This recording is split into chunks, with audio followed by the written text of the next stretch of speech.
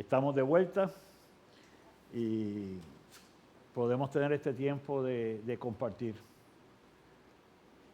Señor y Padre Celestial, a ti damos toda honra y toda gloria. Agradecidos por esta mañana que nos regalas, por el tiempo, Señor, que nos permites reunirnos, a edificarnos y a crecer juntos en tu palabra. Podemos, Señor, ver a través de cada uno de los escritos, Señor, cada una de estas epístolas, cada uno de estos evangelios, cómo la voz tuya llega a cada uno de nosotros y cómo tu enseñanza a través de la palabra es una, es completa y es perfecta. Permite, Señor, que en todo lo que podamos compartir en esta mañana, sea para conocimiento, sea para edificación y sea para poner en práctica en nuestras vidas. Guárdanos, Señor, en el nombre de Cristo. Amén y amén. Muy bien. El hermano Marcos estuvo compartiendo la clase la semana pasada y lo que pude comunicarme con él, quedamos en el comienzo o el transcurso de la defensa de Esteban, recordando entonces que Esteban estaba ante el Sanedrín, lo habían llevado allí acusándolo de estar relacionado con Cristo, acusándolo de estar propagando las enseñanzas de Jesús. Entonces vamos a ir en esta mañana a Hechos capítulo 7, versos 38 al 43, que fue la última lectura que se hizo y vamos a entenderla en su detalle.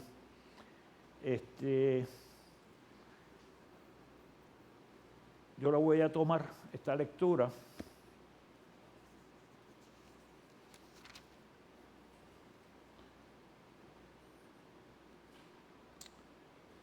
Leo en Hechos capítulo 7, versos 38 al 43.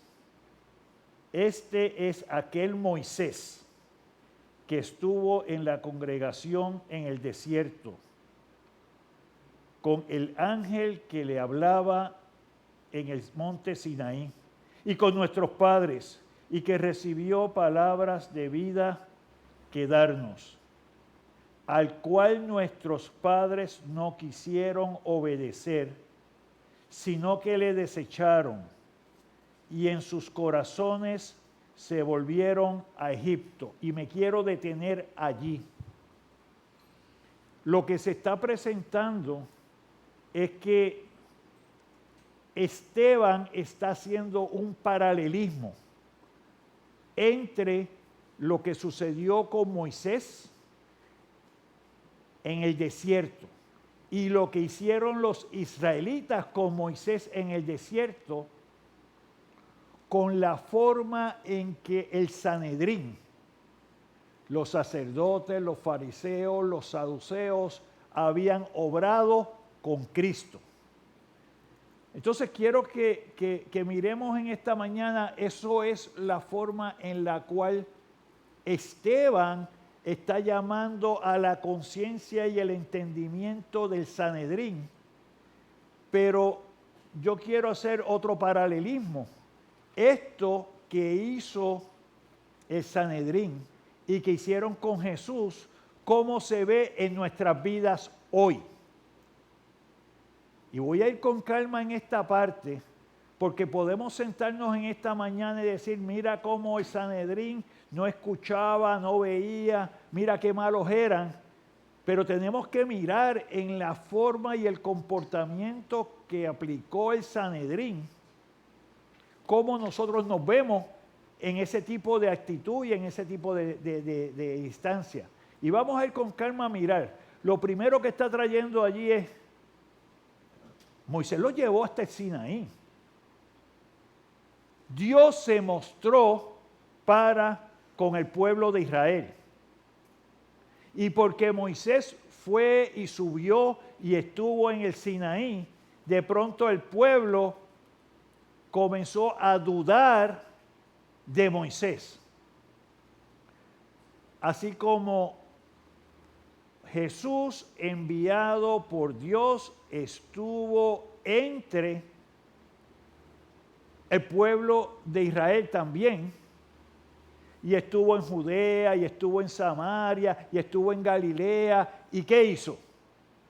Hizo también milagros, hizo portentos, hizo cosas que no se habían visto. Pero aún así, ninguno de los que estaba encargado de educar al pueblo y enseñar al pueblo sobre ese Mesías que había de venir y cuáles eran las profecías que lo cumplían, lo vieron, lo entendieron. Y vamos a continuar.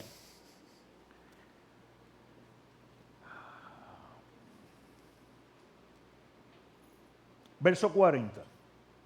Cuando dijeron a Aarón, haznos dioses que vayan delante de nosotros, porque a este Moisés, mira cómo lo tratan, es como si fuera alguien externo, a este Moisés que nos sacó de la tierra de Egipto, no sabemos qué le haya acontecido. Así que se habían olvidado de que Moisés era un líder y quien los guiaba era Dios. Si no, su planteamiento es contra Moisés. Entonces hicieron un becerro y ofrecieron sacrificio al ídolo, y en las obras de sus manos se regocijaron. Y Dios se apartó y les entregó a que rindiesen culto al ejército del cielo, como está escrito en el libro de los profetas. ¿Acaso me ofreciste víctimas y sacrificios en el desierto por 40 años? Casa de Israel, antes bien llevasteis al tabernáculo de Moloc y a la estrella de vuestro dios Refán, figuras que os hicisteis para adorarlas. Os transportasteis, pues, más allá de Babilonia.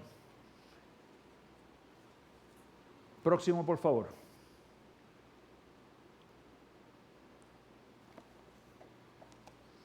Así que Esteban está resaltando el rechazo del pueblo a Dios. Y es la primera parte que quiero resaltar. Las acciones del pueblo que el pueblo reclamaba, que las estaba haciendo contra Moisés. Y ciertamente Moisés las estaba tomando personal, porque Moisés iba ante el Señor. Pero ¿qué era lo que Dios le decía a Moisés? Dios le establecía, no están actuando contra ti, contra mí lo están haciendo. Y eso es fuerte. Perdón, Diego. A mí me tocó mucho cuando el pueblo va donde Aarón para que le haga esta estatua, él siendo líder en ese momento, un sacerdote. Eso me acordó a cuando el libro de Jueces, cuando el juez moría, pues ellos hacían lo que le daba la gana, caían. Entonces, como no vieron a Moisés, pues querían hacer lo mismo. Muy bien. Y en el caso del pueblo de Israel, ¿a dónde iba su mente todo el tiempo? Su comparación. A Egipto. El pecado. Muy bien. Así que lo que quiero que veamos en esto es una acción repetitiva y yo diría hasta una acción natural de ellos que no iba buscando a Dios, sino que al contrario, voy buscando todo aquello que me está rodeando, todo aquello que es una referencia de mal. Diego.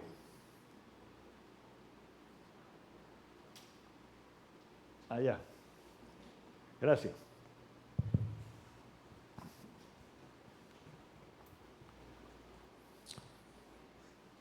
Ellos salieron de Egipto, pero Egipto no salió de ellos. Al igual que nosotros hoy en día, muchos leemos la Biblia, pero la Biblia está en nosotros. Otra cosa, todo el tiempo hicieron eso, pero Dios estaba con ellos porque Dios estaba en el centro. Dios siempre quiso estar con ellos. Ellos no estaban mirando que Él estaba presente ahí. Estaban mirando a Moisés, pero no estaban mirando que Él estuvo presente todo el tiempo. Y es la parte donde vemos la condición humana, el alejamiento humano y cómo vemos todavía lo que es la fidelidad de Dios. Y cómo Dios había dado promesa, había hecho pacto y cómo Dios se mantenía allí. Dios era fiel para con ellos. Dios estaba a la vuelta. Ahora, el hecho de que Dios estuviera con ellos nos trae dos cosas. No consentía lo que el pueblo estaba haciendo. Y Dios disciplinaba, ¿verdad, Iri? En el ciclo. Cada vez que se caían, que él decía, tú te quieres caer, pues vamos a darte la opresión. Pero yo quiero resaltar, John, algo que tú traes, porque yo creo que es fundamental en lo que estamos compartiendo y cómo lo vemos en lo que Esteban está trayendo, pero cómo lo vemos en nuestro tiempo. Dios los había libertado de la mano opresora en Egipto.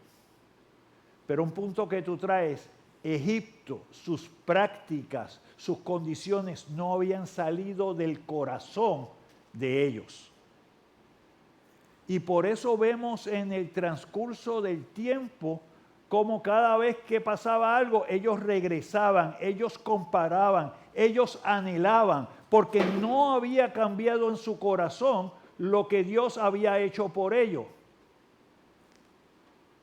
En el tiempo de Jesús, lo que había ocurrido era que todo el liderato religioso, llámese sumo sacerdote, que lo primero que tenemos que recordar es que el sumo sacerdote venía de ¿dónde? En el Antiguo Testamento, antes de que llegáramos al tiempo de Jesús. El sumo sacerdote venía de la familia o de la descendencia de Aarón, porque había sido definido de esa manera. Vemos después con Elí cómo esto cayó. Oye, y es lo bueno de lo que hemos estado haciendo, de estar leyendo el Antiguo Testamento y viendo todas las cosas, porque ahora podemos entender las referencias que vemos en el Nuevo Testamento a la luz de lo que pasó en el Antiguo. Pero no solamente pasó eso, en el tiempo de Jesús, los sumos sacerdotes eran puestos por los romanos. Se convirtió, en vez de ser una posición de salvaguardar, de mirar, de llevar al pueblo a la adoración de Jehová, era una posición y esa posición era designada por los romanos. Y casi siempre, estuve buscando de esa parte, casi siempre duraban 2 o 3 años. Y si veían que el pueblo se sublevaba, no era la parte religiosa, si el pueblo se sublevaba o volvía cualquier cosa, cambió el sumo sacerdote y pongo a otro. Y cuando vemos en el tiempo de Jesús que estaba Anás fue destituido. ¿Y a quién trajeron? A Caifás, que era el yerno de Anás. Así que, pero todo esto conformado por los romanos. Y lo que le está diciendo, todos ustedes, lo que estaban mirando, todos ustedes estaban mirando la posición, lo material, el control que podían tener político y podían tener sobre el pueblo. ¿Dónde estaba Dios en ese momento? Así que no estaban rechazando a Jesús, o sea, sí lo rechazaron, pero en realidad el pueblo era duro de cerviz contra Dios. ¿Y vas a decir algo más?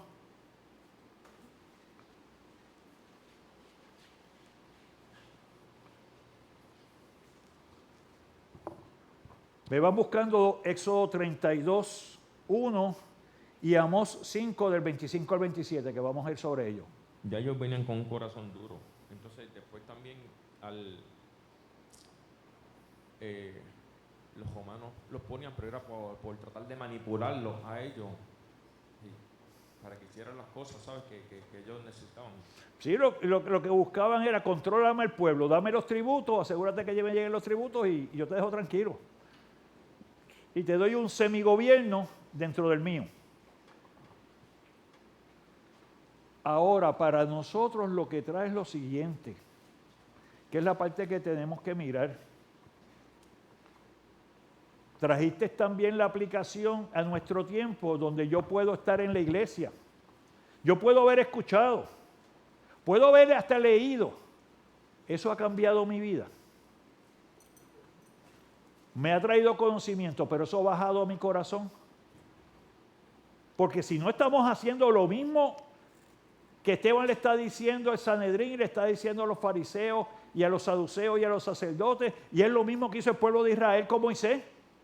Estás presentado contra la realidad, pero cómo eso hace a tu vida, cómo eso afecta a tu vida, cómo te sujetas, Dios te bendiga, cómo te sujeta eso a la voluntad de Dios. Así que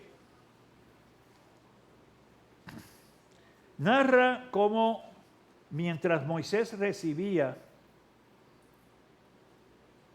palabra de vida en el monte Sinaí, el pueblo volvió su corazón a Egipto. Lo demostraron al pedirle a Aarón que les hiciera un becerro de oro que fuera delante de ellos. Y cuando estamos hablando de que fuera delante de ellos, lo que quiere decir es que les dirigiera.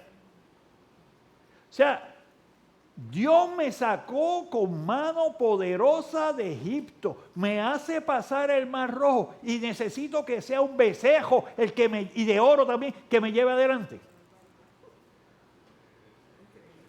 ¡Qué barbaridad! Éxodo 32:1, ¿qué dice? Rápido. La hermana Carmen.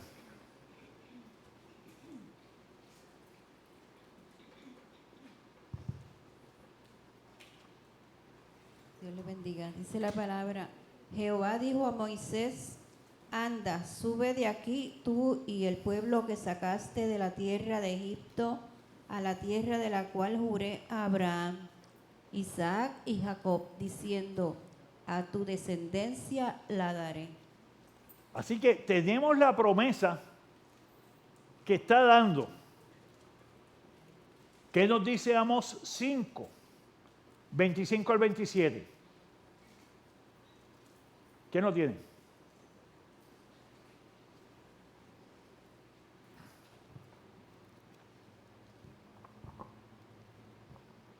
Vamos 5, 25 al 27.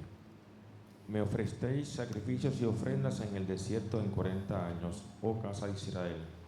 Antes bien lleváis al tabernáculo de vuestro Moloch y Cuyón, ídolos vuestros, la estrella de vuestros dioses que os hicisteis.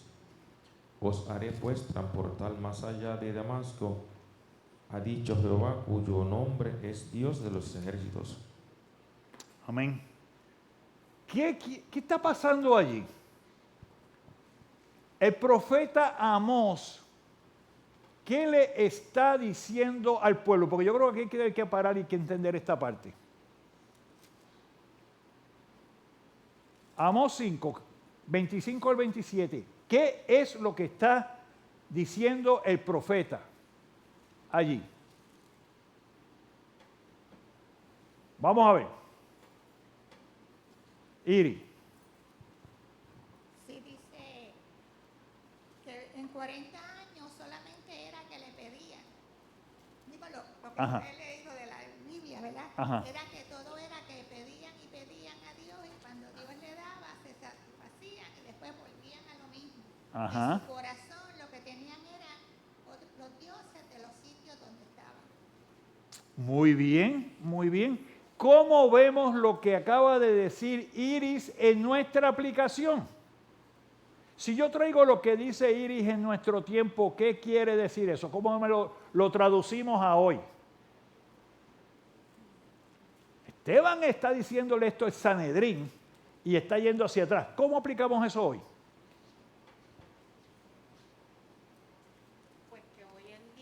las personas cuando están necesitados o en sufrimiento es que se acercan Ajá. a la iglesia o es que buscan de Dios, pero tan pronto están bien, pues vuelven nuevamente y se olvidan.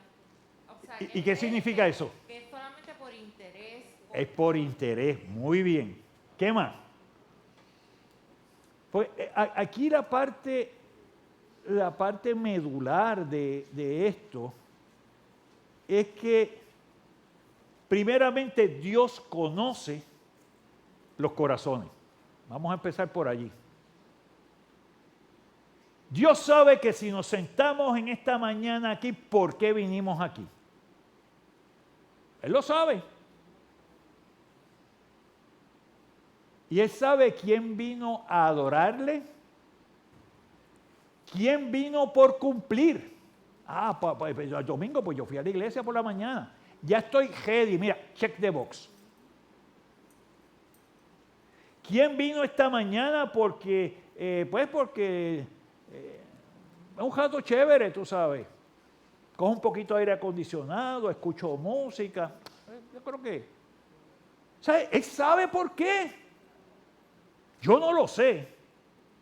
Y por eso de momento a momento, tanto en clase como en predicación y aún en la alabanza es cristocéntrica. Te va a llevar a ti a que tú te confrontes con lo que es la realidad de estar aquí en la iglesia.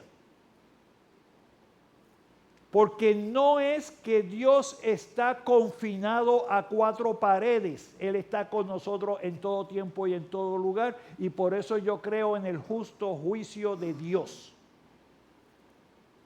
Pero yo creo que lo que nos llama la atención aquí es que le está diciendo, mira, por 40 años tú me diste sacrificio. Por 40 años tú ibas y celebrabas las festividades. Pero ¿sabes qué? Nada de eso sirve para ustedes. Y no sirve para ustedes porque ustedes lo que estaban mirando y dentro de sus casas lo que tenían eran los ídolos. Y ahí menciona los ídolos que tenían. Quiere decir que aunque estoy haciendo algo, mi corazón está lejos de lo que estoy haciendo. Y Dios nos confronta a nosotros y nos presenta a nosotros con el corazón que hacemos las cosas. Y hay infinidad de ejemplos en la palabra. Y a lo que te quiero llamar en esta mañana, no tan solo aquí porque lo vas a ver en la predicación, es con qué corazón nosotros venimos a hacer las cosas.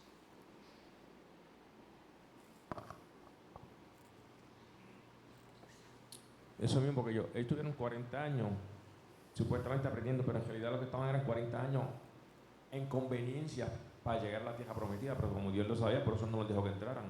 Eso es así, y todos ellos se quedaron fuera. Muy bien. Así que, puesto que se trató no solo de un rechazo a Moisés, sino también a Dios, el Señor se apartó y los entregó para que rindiesen culto a sus dioses. Sí, yo te voy a dejar. Eso trajo unas consecuencias y son dobles porque ellos tuvieron su juicio terrenal en cuanto a que ninguno de ellos entró a la tierra prometida, pero también se espera su juicio celestial, que es el juicio de condenación. Los dos están allí, no se pierde uno del otro. Próximo, por favor.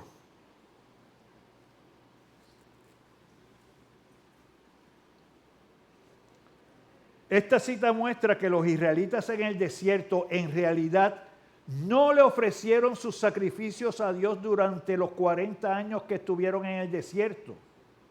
Por supuesto, guardaron todas las reglas y sacrificios que Dios mandó a través de Moisés, pero su corazón estaba inclinado a la idolatría de Egipto que les tentaba de momento a momento.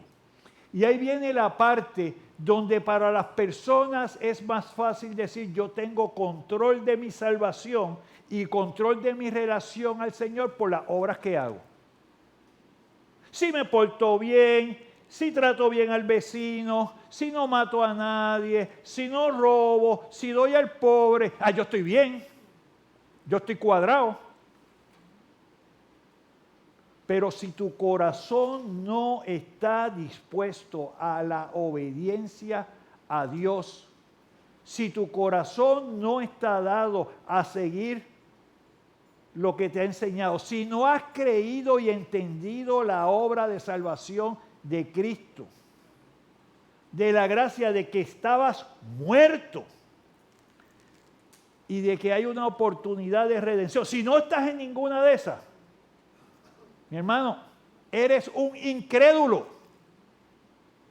Y el incrédulo, por mejores obras que haga, no entra en el reino de los cielos. Y comenzamos con Juan 3:16, que te dice, para que todo aquel que en él cree, si no cree, no hay salvación y no hay vida eterna. Así que hay un elemento de confrontación grande. Porque lo que le está diciendo el Sanedrín, ustedes se han vuelto ¿qué? Personas que lo que hacen es que siguen festividades. Personas que lo que hacen es, me preocupo más por mis obras que por ver que a través de esas obras se supone que yo adore a Dios. Mayor aún cuando estuvo Jesús, ¿de qué los acusó? De que habían cogido el templo para hacerlo que un área de mercader. Un área donde en una fiesta como la Pascua se estima que ellos podían vender aproximadamente 250,000 de animales. Entonces, eso era tremendo negocio. Pues para que tú lo pudieras utilizar, utilizabas los que yo vendía en el templo, porque esos eran los oficiales. Eso es como el agua esa que venden en unos potecitos allí, porque es una agua especial. Algo como eso. Entonces, si tú vas al fregadero y le echas un poquito de agua, no vale, porque tiene que ser de esta. O sea, ¿dónde está puesto nuestro corazón y dónde está puesta nuestra fe? ¿Por qué se molestaron con Jesús? Porque Jesús entró y lo limpió el templo 2 veces. Así que ellos tampoco aprendían. Porque era más lo que le atraía, lo que estaba a su alrededor, el poder, el dinero, la influencia, que hacer las obras para adorar a Dios como propósito primordial. Entonces lo que está diciendo esta lectura que hicimos es que Dios no pasa eso por desapercibido. Al contrario, eso o nos ayuda para bien si lo hacemos con amor al Señor, o es contra nosotros y parte de su juicio, porque no lo hicimos para adorarle a Él. ¿Duda o pregunta hasta aquí? Ya empezamos. Muy bien.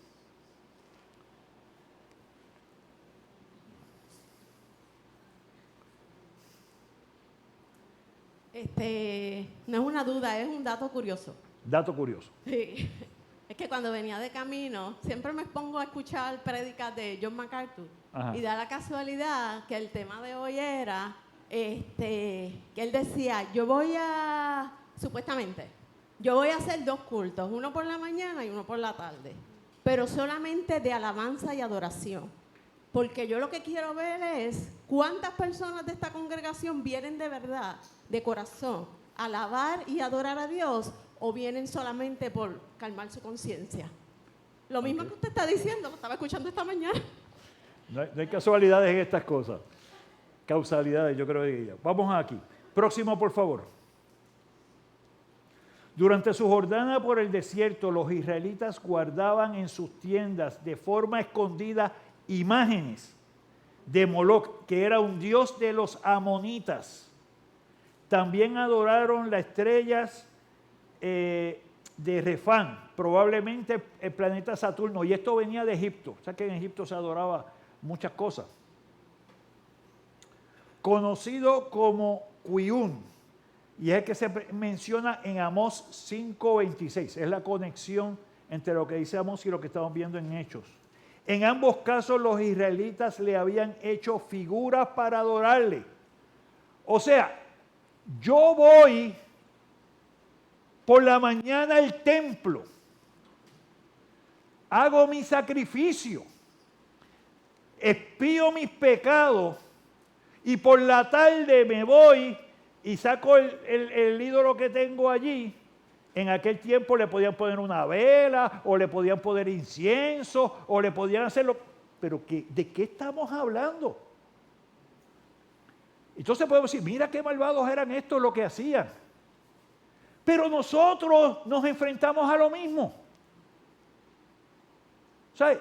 Lo que está diciendo es cuál es la consecuencia de yo venir y yo estar y de adorar. ¿Es porque adoro porque estoy en cuatro paredes o adoro porque quiero hacerlo en comunión con mis hermanos, pero le doy seguimiento a esto como parte de mi vida regular? Como en mi trabajo, como en mis cosas, yo adoro a Dios a través de cómo trato a los demás. Yo adoro a Dios cómo me relaciono con las personas que trabajo, cómo yo adoro a Dios con aquellos que me encuentro en el supermercado o me encuentro fuera. ¿Cómo es que yo muestro esa adoración más allá del templo? ¿Cómo es que mis decisiones en el hogar son cónsonas con lo que estoy leyendo, con lo que estoy viendo y con lo que estoy aprendiendo en la palabra? Porque si no nos está pasando lo mismo. Aquí venimos a adorar a Dios, pero ya estamos adorando a los ídolos, cualquiera que sean. Y cuando mis decisiones externas van dadas por lo que dice el mundo, de nada te vale las que haces en la iglesia. Ese es el mensaje. O sea, tenemos que ser cónsonos porque le está diciendo allí, ni tus padres, a los del Sanedrín, mira, ni tu descendencia lo hizo, ni ustedes lo están haciendo. Ahora nosotros que estamos aquí sentados hoy, ¿qué estamos haciendo? Somos consecuentes en la iglesia y fuera de la iglesia, en mi adoración al Señor, en hacer su voluntad, en estar sujeto a su obediencia, o cuando salgo por allí hay otras cosas que influencian y crean otra relevancia y otra justificación para comportarme diferente y comportarme como un incrédulo afuera y decir que soy un crédulo aquí adentro.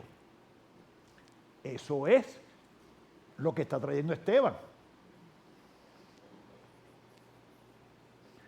Próximo. Próximo. Esteban les estaba diciendo que había sido sus padres los que habían rechazado a Moisés, por lo cual habían también, se habían rebelado contra el Dios que les había dado la ley. Así que no solamente condenaron a Jesús, sino que estaban rechazando a Dios, estaban rechazando a Jehová. Versos del 44 al 50. ¿Quién me lo lee? Rapidito. Hechos 7, 44 al 50. 1, 2, 3. Carmen me levantó la mano.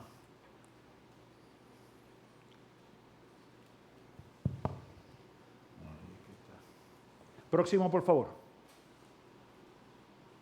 Tuvieron nuestros padres el tabernáculo del testimonio en el desierto, como había ordenado Dios cuando dijo a Moisés que lo hiciese conforme al modelo que había visto, el cual recibido a su vez por nuestros padres lo introdujeron con Josué al tomar posesión de la tierra de los gentiles, a los cuales Dios arrojó de la presencia de nuestros padres hasta los días de David.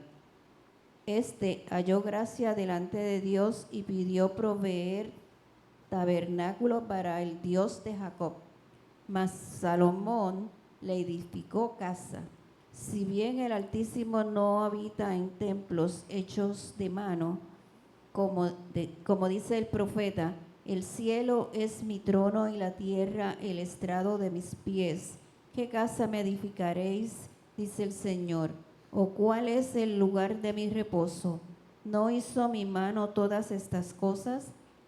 Duros de servir. Muy bien, hasta ahí, hasta ahí. 50, muy bien. Esteban lo llevan ante el Sanedrín acusándolo de que él estaba promoviendo la destrucción del templo. Y para ese momento el templo era el símbolo icónico de la presencia de Jehová. Aunque lo estaba usando para 500 otras cosas, el propósito era que ese era el lugar más importante y más sagrado. Aunque no lo estuviera tratando, ni lo estuviera utilizando, ni estuviera demostrando eso. Y es para que vean cómo el ritualismo puede pasarle por encima, puede nublar el entendimiento de lo que es realmente una adoración, que es una adoración sincera a Dios. Era más importante la construcción y la edificación del que se supone que estuviera allí.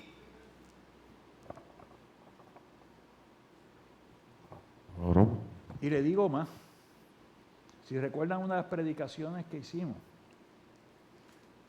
cuando Jesús salió fuera de Jerusalén y habló de la destrucción del templo, él mismo dijo que el Espíritu de Dios se apartaba de allí. 70 años después se destruyó el templo.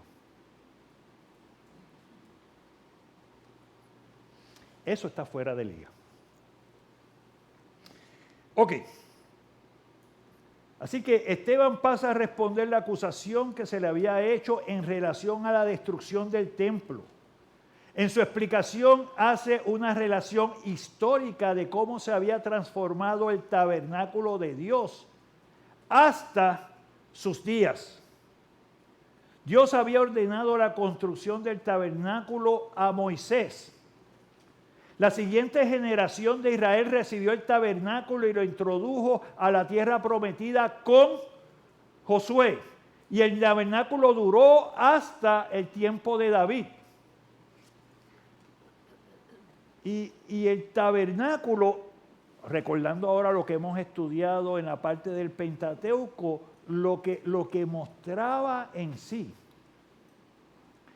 era ese lugar donde tú podías ver la presencia de Dios, porque decía que Él bajaba como un humo que llegaba al tabernáculo y quien entraba allí era Moisés. Y Él hablaba con Moisés allí. Y mientras ocurría eso, ¿qué pasaba? Nada se movía. Dice que todos estaban alrededor del tabernáculo frente a su tienda y estaban en oración, esperando a qué era lo que iba a hacer y qué era lo que iba a decir Moisés.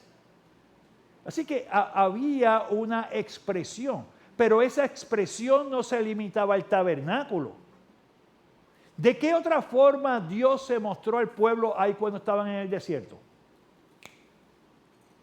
Rápido, ¿cómo se mostraba Dios? Perdón, ahora, coge el micrófono. La lámpara de fuego. No era una lámpara. El arco. Era se mostraba como una antorcha de fuego en la noche y como una nube. Así que no estaba metido en el tabernáculo, sino que se movía con ellos. Había una demostración de que visual de la presencia de Dios. Pero no necesitamos que esté en una nube encima de nosotros o esté en una antorcha por la noche. Porque vemos que su manifestación para con nosotros es total y es en todo momento. No hay que estar en la iglesia para orarle al Señor y que Él nos escuche. Él está cercano a nosotros en todo momento. Segundo, Él nos conoce. O sea, yo creo que te lleves algo claro. Él sabe quién es Paula. Él sabe quién es Osvaldo. Literal. todas las veces que en la palabra Dios selecciona a alguien, no le dice, tú, como dicen hoy, ¿cómo es que dicen hoy en nuestro tiempo? Chico o chica. No es nada de eso. Moisés lo llamó por su nombre. Abraham lo llamó por su nombre. Esta se lo cambió. Nuevo Testamento. Saulo, ¿por qué me persigues? Jesús a Saulo de Tarso. Es por nombre. Él te conoce. Y a nosotros nos parece tan increíble que nos ataca, como decía Iris hace 2 domingos atrás, la incredulidad. ¿Cómo va a ser? Pues mira, sí es así porque la palabra lo muestra y porque yo creo que en la palabra nos habla verdad. Porque la palabra no se equivoca. Próximo, por favor.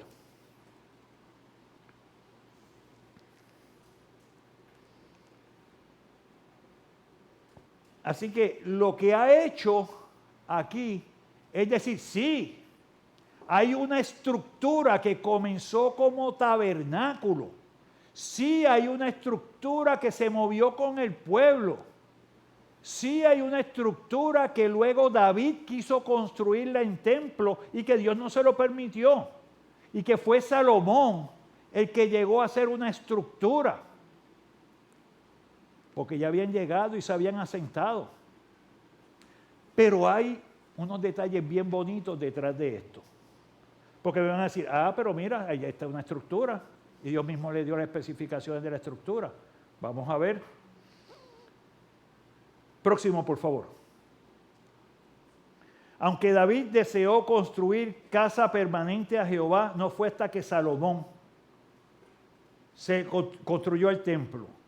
Pero es en este momento donde Esteban establece que Dios, el Altísimo, no habita en lo que es hecho por las manos del hombre. En clara referencia a Isaías 66, 1 y 2. Necesito que alguien me lo busque. Esteban no estaba negando que Dios hubiera manifestado su presencia en el tabernáculo o en el templo, pero al igual que los profetas, Dios que creó los cielos y la tierra no puede quedar limitado a un edificio. O sea que lo que te estoy diciendo hoy es, no me puedes venir ahora y enmarcar. Es que Dios está en esta ermita, Dios está en este templo, o que Dios lo configuramos y lo tratamos de poner a algo en específico. No, Él no está limitado a eso. ¿Qué nos dice Isaías 66, 1 y 2? Acá con Yolanda.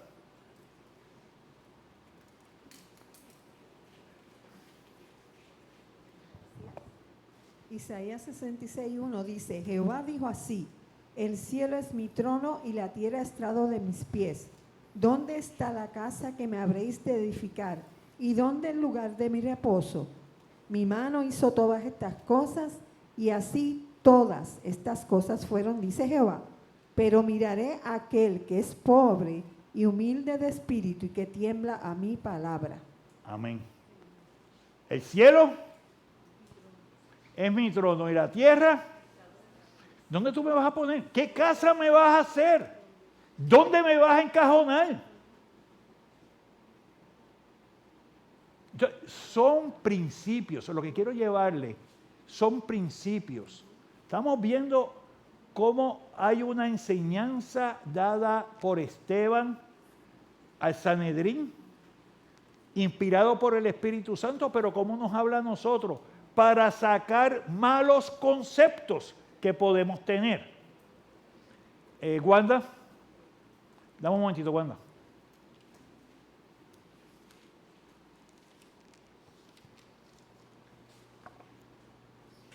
El Señor los bendiga.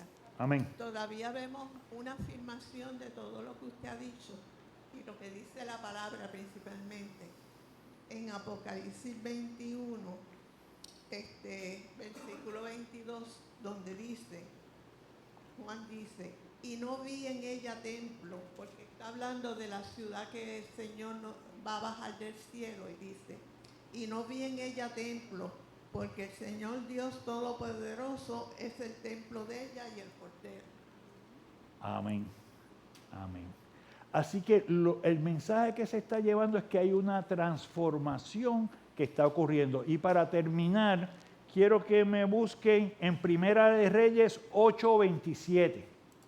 Y terminamos con esto. Primera de Reyes 8:27.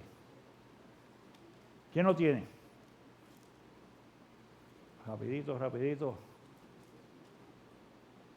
Primera de Reyes 8:27.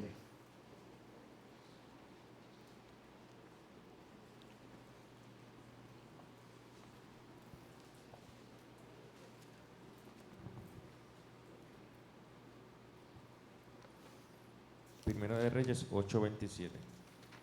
Pero es verdad que Dios mora sobre la tierra. He aquí que los cielos de los cielos no te pueden contener, cuando menos esta casa que yo he edificado.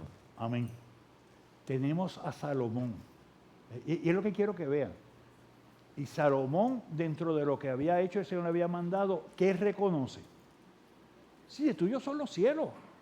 Y los cielos de los cielos no te pueden contener. ¿Cómo yo te voy a meter aquí adentro? Así que nos llevamos esto cuando en nuestro tiempo se trata de asociar a Dios con lugares, puedes tocarlo, asociar a Dios con cosas. No es un simbolismo, sino que las convertimos en amuletos. Entonces, el estar bien con Dios depende de si yo voy a la iglesia. Es que si no voy, siento que me faltó algo. Pero ¿qué en realidad fue lo que te faltó? ¿Te faltó estar ante la presencia del Señor y adorarle en comunión con tus hermanos? ¿O te faltó la tradición de ir el domingo por la mañana a la iglesia? Y es, o sea, es un llamado a que de nosotros de forma intencional y consciente hagamos las cosas por las razones correctas. Y eso nos va a permitir a nosotros con libertad de corazón tener la bendición que el Señor da, poderla tener completa. La seguridad no está puesta en el nombre, nuestra seguridad no está puesta en la estructura, la seguridad no está puesta en los pastores, la seguridad está puesta en Cristo, el autor y dador de la vida.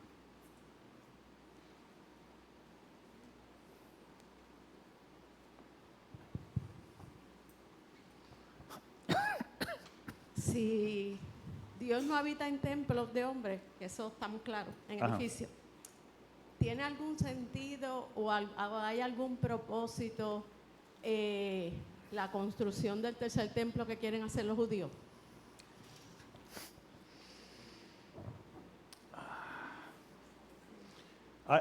Allí vemos lo que es el hombre por el hombre. Y ciertamente quienes lo están impulsando o lo están desarrollando no son aquellos que han creído en ese Mesías que estuvo con nosotros.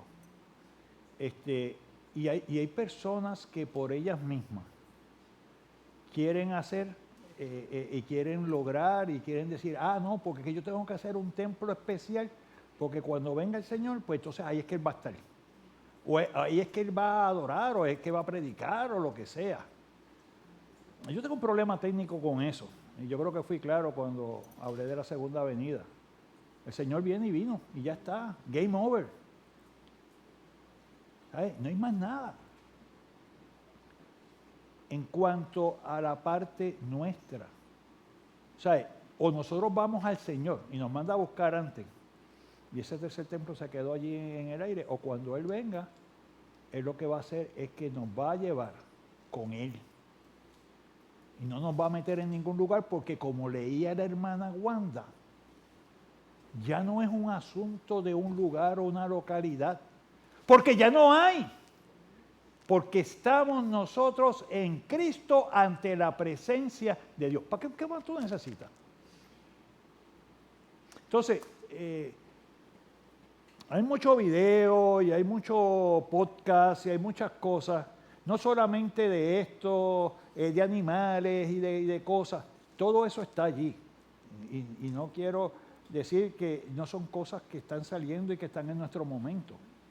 Pero lo importante es dónde está puesta nuestra confianza y qué es lo que la mueve.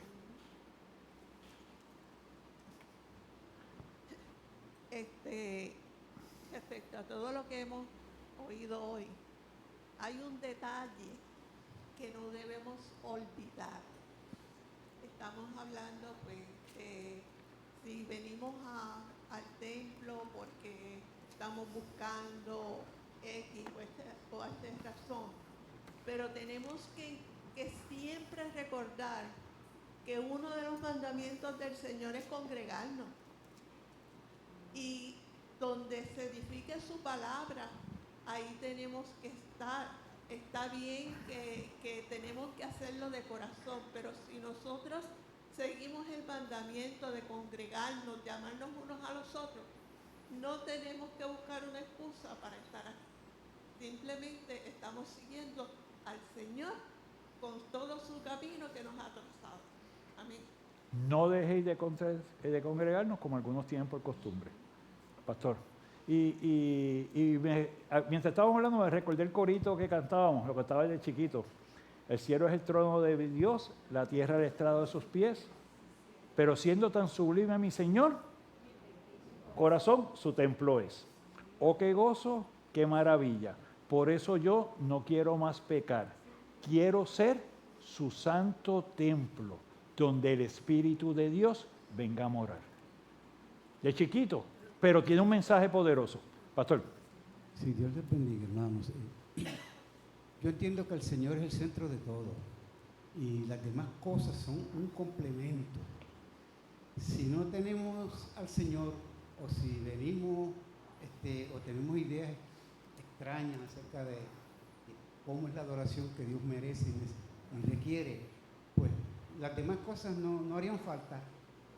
Bien, si el Señor es nuestro todo, pues entonces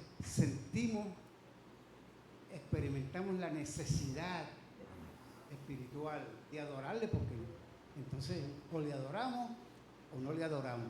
Sí. Si es primero en nuestra vida. Ese es el meollo de todo. Tener esa conciencia clara, esa relación con el Señor.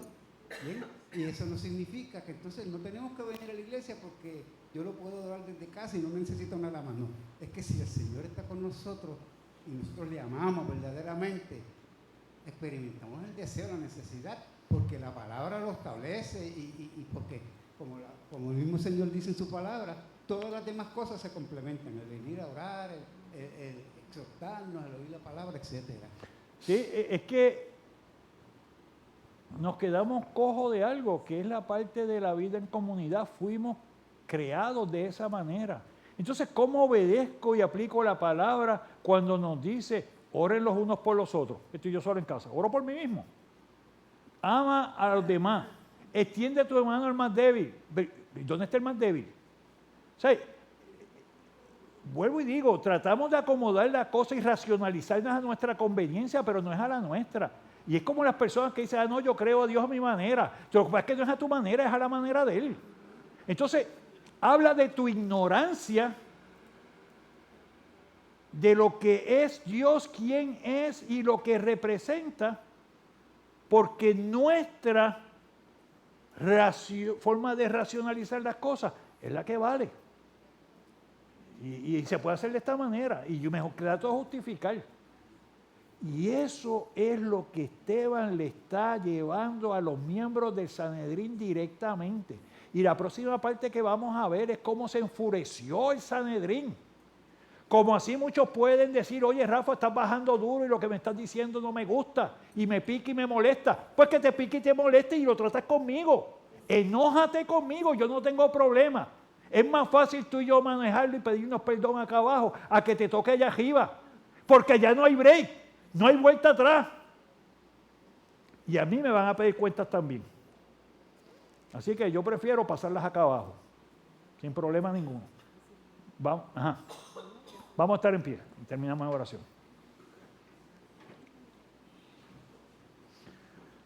Gracias damos a ti, Padre Celestial, por la verdad de la palabra.